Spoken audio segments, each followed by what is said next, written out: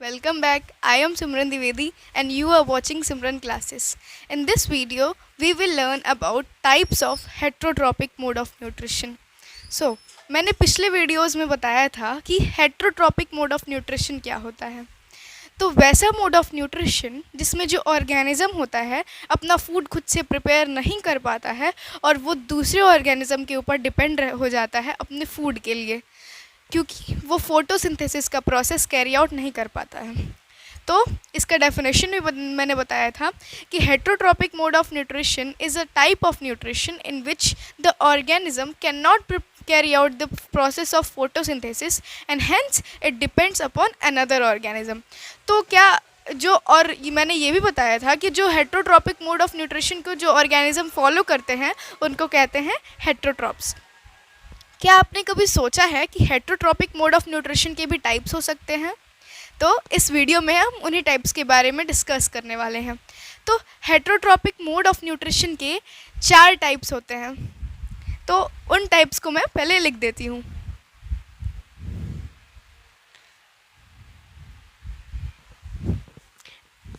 तो heterotrophic mode of nutrition के 4 types होते हैं। पहला होता है पैरासाइटिक,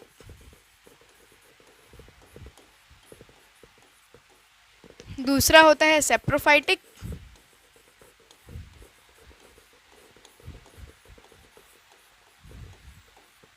और तीसरा होता है सिम्बायोटिक।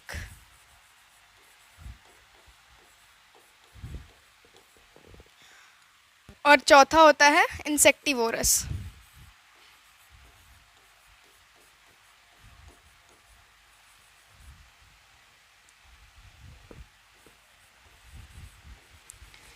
तो इन्हीं 4 टाइप्स के बारे में हम अपने आज की इस वीडियो में डिस्कस करेंगे।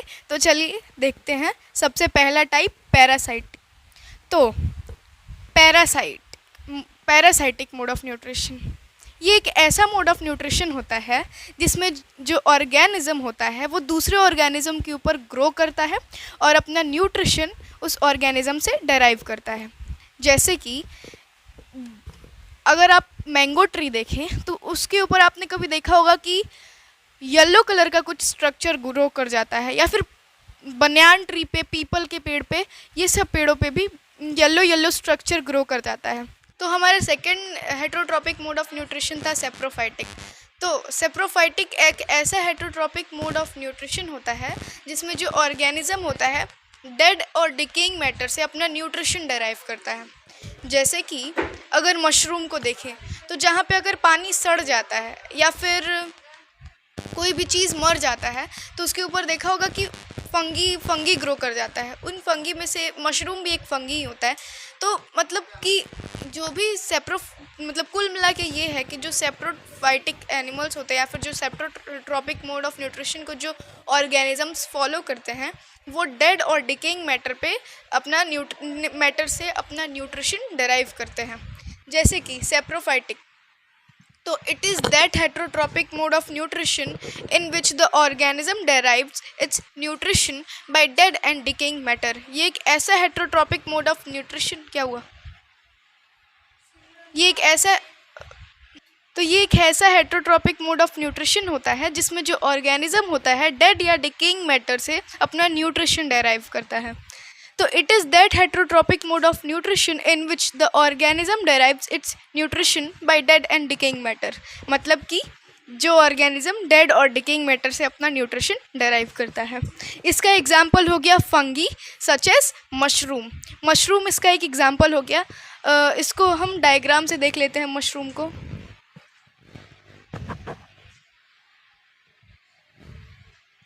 तो नीचे हम देख सकते हैं कि नीचे बहुत सारे लीव्स गिरे हुए हैं और ये जो कि डेड और डिकेइंग हो चुके हैं नीचे कि ये बहुत सारे लीव्स हैं। तो इन्हीं लीव्स जब ये डिके हो चुके हैं तो इनके ऊपर मशरूम ग्रो कर जाता है जिससे वो अपना न्यूट्रिशन डेराइव कर पाता है। तो जो फंगी होता है, मशरूम एक फंगी था। तो मैंने डायग्राम में बताया कि नीचे जो लीव्स डेड या डिके हो चुकी थी उनके ऊपर मशरूम ग्रो किया था और वो अपना न्यूट्रिशन उससे डेराइव कर रहा था। अब देखते हैं जो फंगी होते हैं वो यूज़फुल भी हो सकते हैं और हार्मफुल भी हो सकते हैं। मशरूम एक फंगी है, वो हमारे लिए, बहुत सारे मशरूम्स हमारे लिए यूज़फुल भी होते हैं और बहुत सारे मशरूम हमारे लिए हार्मफुल भी होते हैं, जिनको हम खाएं तो उनमें पॉइजन होता है और हमारी डेथ भी हो सकती है और बहुत सारी डिजीज़ भी हो सकती हैं। तो fungi can be useful as well as harmful. Fungi useful भी हो सकता है और हार्मफुल भी हो सकता है। जैसे कि अगर मशरूम को देखा जाए तो बहुत सारे मशरूम्स ऐसे होते हैं जिनको हम लोग वेजिटेबल्स के तौर पे खाते हैं, और बहुत सारे मशरूम्स ऐसे भी होते हैं जो अगर हम उन्हें खाएं, जैसे कि जंगली मशरूम, अगर हम उन्हें खाएं तो हमारा डेथ भी हो सकता है क्योंकि उनके अंदर बहुत ज़्यादा पॉइजन भी होता है, और या फिर हमें बहुत सारी डिजीज़ भी हो सकती हैं। तो फंगी यूज़फुल भी हो सकता है हमारे लिए, हार्मफुल भी हो सकता है। अब यीस्ट भी एक फंगी ही होता है, ये एक माइक्रो ऑर्गेनिज्म होता है यीस्ट। तो यीस्ट ये अल्कोहल प्रोडक्शन में हमारे लिए यूज़फुल होता है, यानी कि इससे ही अल्कोहल प्रोड्यूस होता है। अब देखते हैं सम फंगी।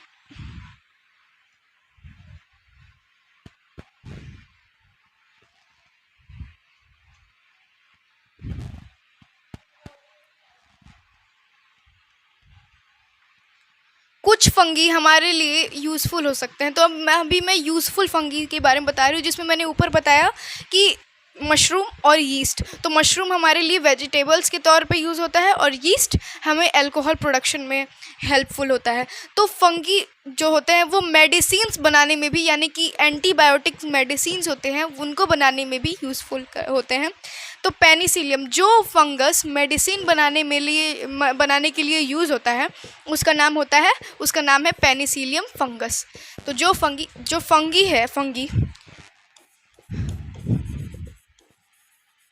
फंगी है, ये एक प्लूरल वर्ड है जिसका सिंगुलर होता है फंगस। तो जो पेनिसिलियम फंगस है, तो Penicillium fungus is used in making antibiotics. तो जो पेनिसिलियम फंगस होता है वो एंटीबायोटिक्स को बनाने में यूज़ किया जाता है।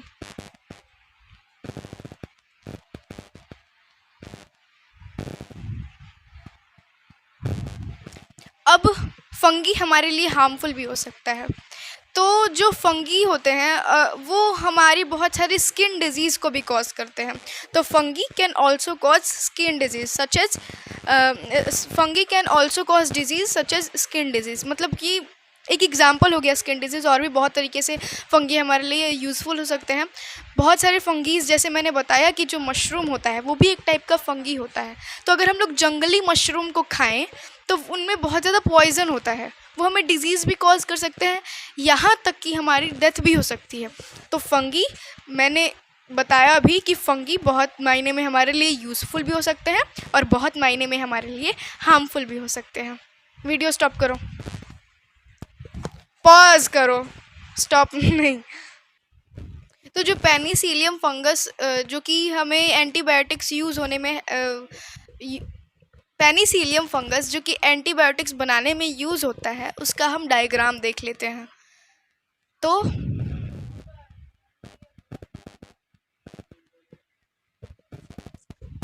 ये है एक पेनिसिलियम फंगस का डायग्राम।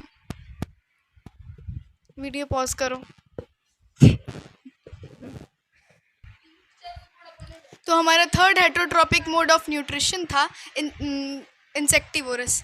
तो इंसेक्टिवोरस नाम से ही पता चल रहा है, इंसेक्टिवोरस। साइड में कहीं लिख लेते हैं।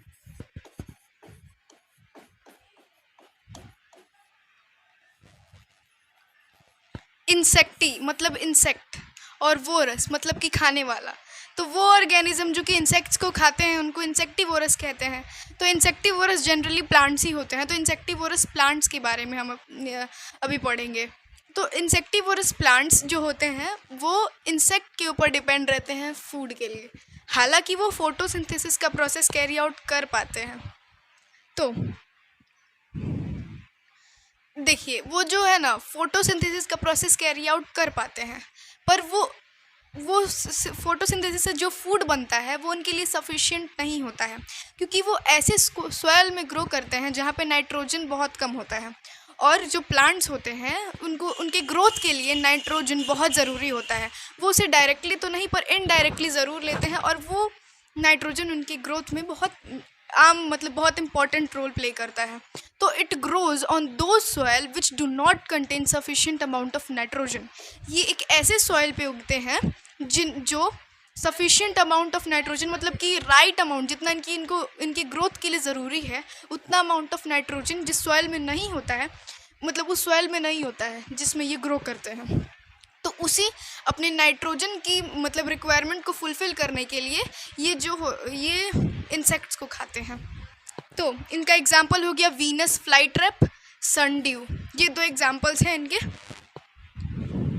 अब जो इनका जो लीफ का स्ट्रक्चर होता है वो एकदम पिक्चर लाइक स्ट्रक्चर होता है। पिक्चर यानी कि मटके की तरह। तो एक मटके की तरह स्ट्रक्चर होता है, उसके ऊपर लीफ एपेक्स प्रेजेंट होता है। तो कुछ ऐसा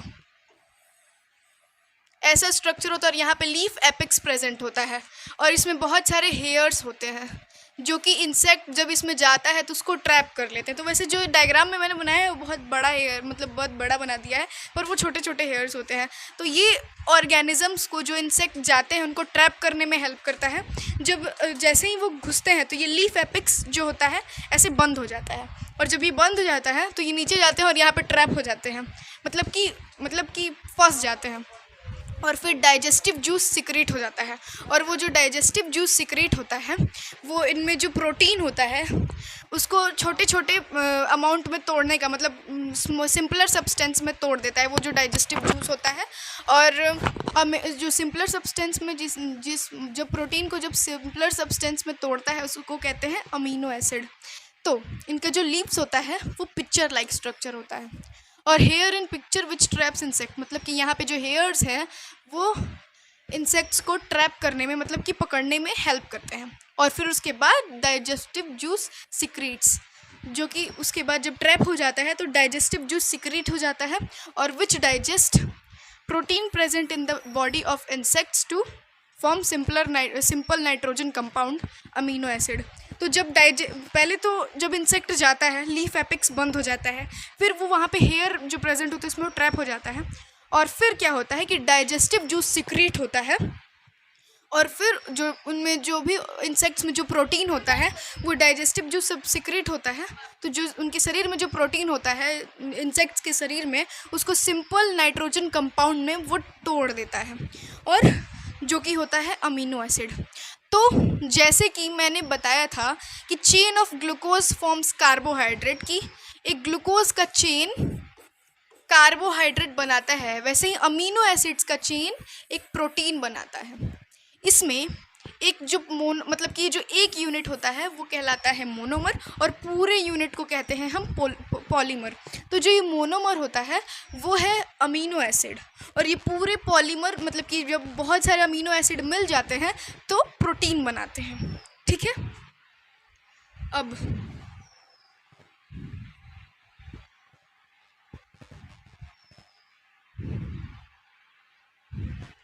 तो जो प्रोटीन मतलब कि जो प्रोटीन जो डाइजेस्टिव जो सिक्रीट होता है तो जो प्रोटीन होता है उसको सिंपल नाइट्रोजन कंपाउंड यानी कि अमीनो एसिड में चेंज कर देता है। अमीनो एसिड, मैं फिर से बता रही हूँ कि जो अमीनो एसिड होता है chain of amino acid forms a protein. जैसे कि मैंने बताया था कि जो कार्बोहाइड्रेट होता है वो एक कॉम्प्लेक्स फॉर्म होता है और उसका सिंपलर फॉर्म होता है ग्लूकोज। तो ग्लूकोज का अगर एक चेन बन जाए तो वो कहलाता है कार्बोहाइड्रेट। तो ग्लूकोज हो गया एक सिंपलर फॉर्म और कार्बोहाइड्रेट हो गया एक कॉम्प्लेक्स फॉर्म। वैसे ही अमीनो एसिड हो गया एक सिंपलर फॉर्म और प्रोटीन हो गया एक कॉम्प्लेक्स फॉर्म। तो ये एक मोनोमर मतलब कि ये एक यूनिट को कहेंगे हम मोनोमर और ये जो बहुत सारे यूनिट्स जब मिल जाते हैं तो वो कहलाता है पॉलीमर। तो ये एक मोनोमर समझ लीजिए आप अमीनो एसिड को, और ये पूरा जो चेन समझ लीजिए आप एक, जब ये पूरे बहुत सारे अमीनो एसिड्स का चेन ऐसे बन जाता है तो वो बना देता है प्रोटीन। सो हम ये कह सकते हैं कि amino acid is the simpler form of protein and और जो प्रोटीन होता है वो एक कॉम्प्लेक्स फॉर्म होता है। तो मैंने ये भी बताया कि जो इंसेक्टिवोरस प्लांट्स होते हैं वो फोटोसिंथेसिस का प्रोसेस कैरी आउट कर सकते हैं। उनमें क्लोरोफिल होता है पर वो उतना सफिशिएंट अमाउंट में फूड नहीं बन पाता है, इसीलिए वो इंसेक्ट्स को खा के, क्योंकि वो सफिशिएंट अमाउंट ऑफ फूड मतलब कि जब वो फोटोसिंथेसिस का प्रोसेस कैरी आउट करते हैं तो उतना ज़्यादा अमाउंट में वो अपना फूड प्रिपेयर नहीं कर पाते हैं, एक ये रीज़न। और दूसरा कि वो नाइट्रोजन रिच सॉइल में नहीं ग्रो कर पाते हैं, क्योंकि वो वाटर के ज़रिए बहुत सारे मिनरल्स कंडक्ट करता है ना प्लांट्स, जाइलम टिश्यू के ज़रिए, जो कि मैंने बताया था। तो वो उनके जो सॉइल में इतना ज़्यादा अमाउंट ऑफ नाइट्रोजन नहीं होता है वाइल वो फोटोसिंथेसिस का प्रोसेस कैरी आउट करते हैं, पर जो नाइट्रोजन की रिक्वायरमेंट होती है वो इन इंसेक्ट्स को खा के वो फुलफिल करते हैं। तो आप खुद सोचिए कि अगर वो फोटोसिंथेसिस का प्रोसेस कैरी आउट कर रहा है और इंसेक्ट्स को भी खा रहा है, तो एक तरीके से तो उसे हम फुल्ली हेट्रोट्रॉप तो नहीं कह सकते ना, क्योंकि वो तो फोटोसिंथेसिस का प्रोसेस भी कैरी आउट कर पाता है। इसीलिए इनको हम कहते हैं पार्शियल हेट्रोट्रॉप्स, मतलब कि पूरी तरह से हेट्रोट्रॉप नहीं है, ये पार्शियल मतलब थोड़े से, मतलब ऐसे कह लीजिए कि थोड़े से हेट्रोट्रॉप्स हैं, मतलब कि पूरी तरह से हम इनको हेट्रोट्रॉप्स नहीं कह सकते। इंसेक्टिवोरस प्लांट का एक डायग्राम देख लेते हैं। तो ये पूरा डायग्राम तो नहीं है, पर इसके हम पिक्चर जो कि ये जो मटके की तरह का जो स्ट्रक्चर होता है उसके बारे में हम देखते हैं। तो ये देखिए कि कैसे ये प्लांट के लीफ से एक पाइप के ज़रिए कनेक्टेड है। तो जब इंसेक्ट इसमें जाएगा तो ये जो लीफ एपेक्स, जो कि ये है लीफ एपेक्स, ये लीफ एपेक्स बंद हो जाएगा। फिर यहाँ पे बहुत सारे हेयर लाइक स्ट्रक्चर्स प्रेजेंट होते हैं। तो अगर ये समझिए कि अगर ये एक पिक्चर है, ये साइड से कनेक्टेड भी होगा, पर मैं समझाने के लिए बता रही हूँ, और ये उसका लीफ एपिक्स है, तो यहाँ पे बहुत सारे छोटे छोटे हेयर जैसे स्ट्रक्चर्स होते हैं, जो कि जब इंसेक्ट इसमें जाएगा तो वो उसको ट्रैप कर लेंगे। फिर जो डाइजेस्टिव जूस सिक्रेट होगा, तो जो ट्रैप किया हुआ इंसेक्ट होगा, वो जो डाइजेस्टिव जूस सिक्रेट होगा, तो ये जो इंसेक्ट में जितना भी प्रोटीन होगा वो डाइजेस्टिव जब सिक्रेट होगा तो सब प्रोटीन सिंपलर सब्सटेंस में कन्वर्ट हो जाएगा, टूट जाएगा, सिंपलर नाइट्रोजन सब्सटेंस में, नाइट्रोजीनियस सब्सटेंस में टूट जाएगा, जिसको हम लोग अमीनो एसिड कहेंगे।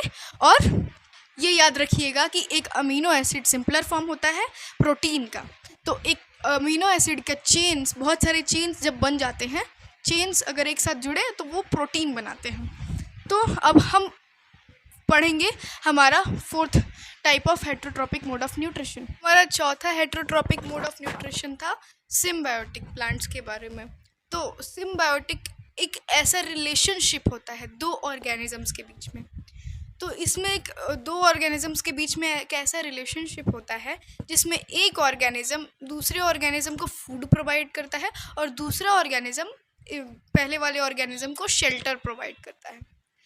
तो सिम्बायोटिक रिलेशनशिप में मतलब कि किसी भी चीज़, ऐसे मैंने बस एक एग्जांपल दिया कि फूड और शेल्टर, ये किसी भी चीज़ के ऊपर इंटरडिपेंडेंसी हो सकती है। जैसे कि हम देखें तो हम animals, humans are also animals, in the science के लैंग्वेज में ह्यूमंस आर ऑल्सो एनिमल्स।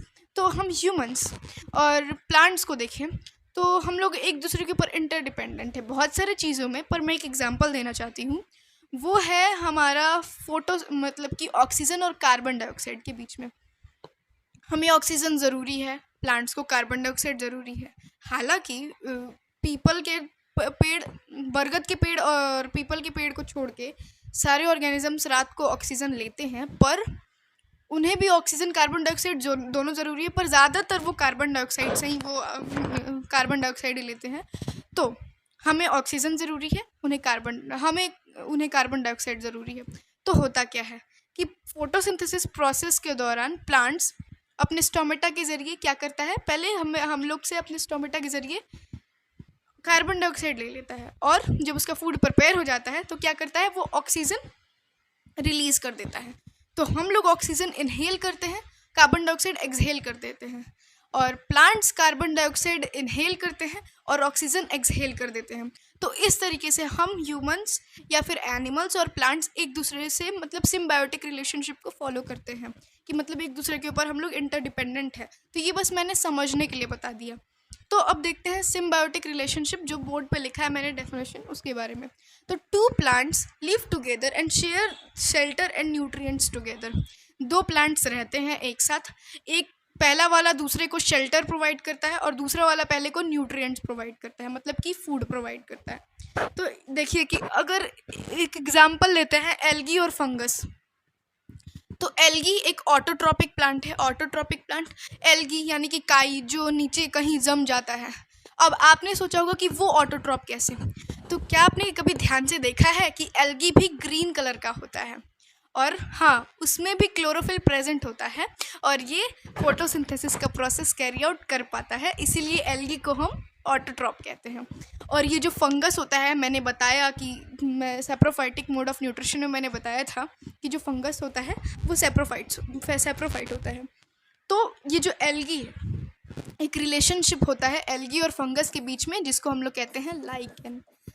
तो इस रिलेशनशिप में जो एल्गी प्लांट होता है वो फंगस को फूड प्रोवाइड करता है, क्योंकि ये ऑटोट्रॉप होता है। और मैंने सेप्रोफाइटिक, जब मैं पढ़ा रही थी सेप्रोफाइटिक मोड ऑफ न्यूट्रिशन, उसमें मैंने बताया था कि जो फंगस होते हैं वो फोटोसिंथेसिस का प्रोसेस कैरी आउट नहीं कर पाते हैं, वाइल अभी मैंने बताया कि जो एल्गी होता है वो क्या होता है, वो इसमें क्लोरोफिल होता है और वो फोटोसिंथेसिस भी कैरी आउट कर पाता है और सफिशिएंट अमाउंट में फूड बना पाता है। इसीलिए जो एल्गी होता है वो फंगस को फूड प्रोवाइड करता है, दोनों साथ में रहते हैं। और जो फंगस होता है वो एल्गी को एक शेल्टर प्रोवाइड करता है। इस चीज़ को हम लोग एक डायग्राम के साथ देखेंगे जिसमें और समझ में आएगा, तब तक आगे पढ़ लेते हैं। तो जो एल्गी होता है ये एक ऑटोट्रॉपिक प्लांट होता है, यानी कि इसको ऑटोट्रॉप कहते हैं, और जो फंगस होता है वो एक सेप्रोट्रॉपिक प्लांट ऑर्गेनिज्म कह लीजिए, सेप्रोट्रॉपिक ऑर्गेनिज्म होता है, और इसको सेप्रोफाइट्स या सेप्रोट्रॉप कहते हैं। तो अब आगे देखते हैं।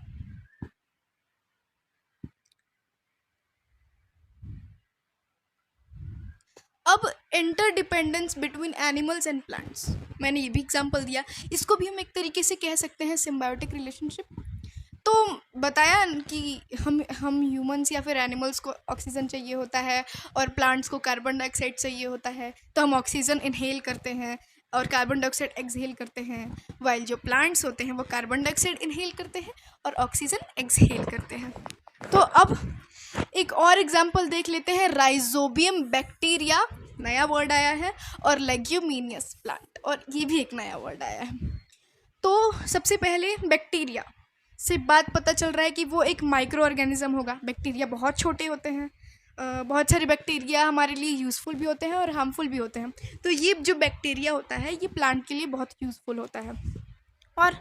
और ये है, दूसरा वर्ड है लेग्यूमिनियस प्लांट। इस वर्ड को ढंग से समझने की ज़रूरत है।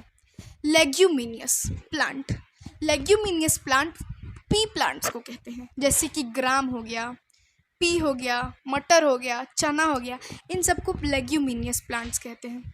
तो लेग्यूमिनियस प्लांट्स वैसे प्लांट्स होते हैं, मतलब कि पी प्लांट्स होते हैं, ठीक है। और राइजोबियम तो एक टाइप का बैक्टीरिया ही होता है, ये एक माइक्रो ऑर्गेनिज्म होता है। माइक्रो ऑर्गेनिज्म कॉमन सेंस की बात है कि जो आँखों से, हमें खुली आँखों से नहीं दिख सकते। माइक्रो मीन्स बहुत छोटा, और ऑर्गेनिज्म मतलब कि लिविंग थिंग। तो ये राइजोबियम बैक्टीरिया और लेग्यूमिनियस प्लांट भी एक दूसरे से सिम्बायोटिक रिलेशनशिप को फॉलो करते हैं। कैसे कि जो राइजोबियम बैक्टीरिया होता है वो लेग्यूमिनियस प्लांट के रूट नोडल्स में प्रेजेंट होता है। रूट नोडल्स कैसे, कि यहाँ पे बना देती हूँ मैं, कि ये अगर एक प्लांट का स्टेम समझ लीजिए और ये उसका रूट समझ लीजिए, तो यहाँ पे जो रूट नोडल्स, रूट हेयर्स के पास जो रूट नोडल्स यानी रूट हेयर्स की जो गांठें बनी होती है, रूट में जो गांठें बनी रहती हैं, वहाँ पे ये होता है राइजोबियम बैक्टीरिया प्रेजेंट। और ये क्या करता है कि मैंने अभी बताया था जब मैं इंसेक्टिवोरस प्लांट के बारे में बता रही थी कि प्लांट्स के ग्रोथ के लिए नाइट्रोजन बहुत यूज़फुल होता है। पर क्या आपको पता है कि हमारे एटमॉस्फेयर में 78% नाइट्रोजन है, और वो 78% नाइट्रोजन प्लांट्स डायरेक्टली नहीं ले सकता है, वो इन राइजोबियम बैक्टीरियाज का यूज़ करता है वो लेने के लिए। अब ये आपने सोचा होगा कि अगर वो डायरेक्टली नहीं ले सकता है तो वो कैसे लेता होगा, तो वो अभी मैं बताऊंगी। तो वो लेता है, वो अपने सॉइल के ज़रिए, सॉइल में जब राइजोबियम बैक्टीरिया क्या करता है मैं बताती हूँ। तो वो जो नाइट्रोजन गैस होता है, राइजोबियम बैक्टीरिया का फंक्शन क्या होता है, पहला तो ये तो रूट नोडल्स मैंने ये रूटों की जहाँ पे गांठें बनी होती हैं वहाँ पे प्रेजेंट होता है। और दूसरा ये करता क्या है कि जो एटमॉस्फेयर में जो नाइट्रोजन गैस है उसको नाइट्रोजन कंपाउंड में चेंज कर देता है, तो ये नाइट्रोजन कंपाउंड में चेंज कर देता है, जो कि होता है नाइट्रेट, नाइट्राइट, अमोनिया, ये 3 नाइट्रोजन कंपाउंड्स होते हैं। तो सॉरी, इन नाइट्रोजन कंपाउंड्स में चेंज कर देता है, और जब ये नाइट्रोजन कंपाउंड्स में चेंज कर देता है तो ये वाटर सॉल्यूबल हो जाते हैं, मतलब कि ये कंपाउंड्स वाटर में सॉल्यूबल हो जाते हैं, ठीक है। और ये जब वाटर प्लांट अब्जॉर्ब करता है, ऑब्वियस सी बात है, प्लांट फोटोसिंथेसिस प्रोसेस के लिए वाटर को एब्जॉर्ब करता है ना, तो इन वाटर के ज़रिए इन नाइट्रोजन कंपाउंड्स को प्लांट एब्जॉर्ब कर लेता है।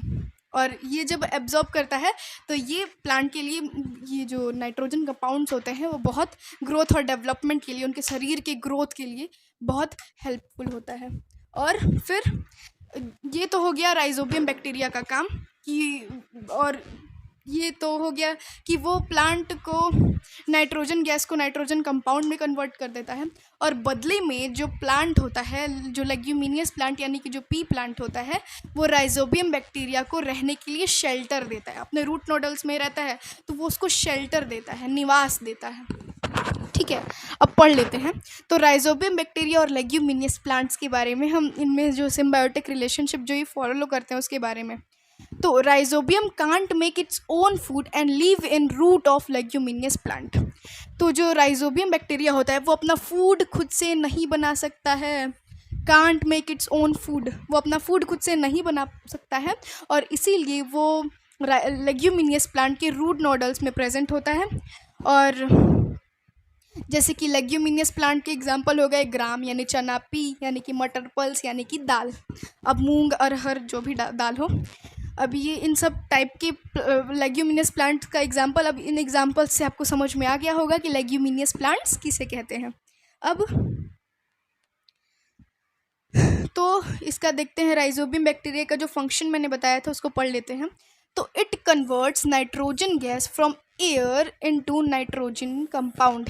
ये जो हमारे एयर में जो नाइट्रोजन गैस होता है उसको नाइट्रोजन कंपाउंड में चेंज कर देता है, और वो नाइट्रोजन कंपाउंड्स होते हैं नाइट्रेट्स, नाइट्राइट्स और अमोनिया। ये 3 नाइट्रोजन कंपाउंड होते हैं, इनके बारे में आगे पढ़ना है, तो अभी ज़्यादा जानने की ज़रूरत नहीं है, जितना लिखा है उतना ही समझ लीजिए।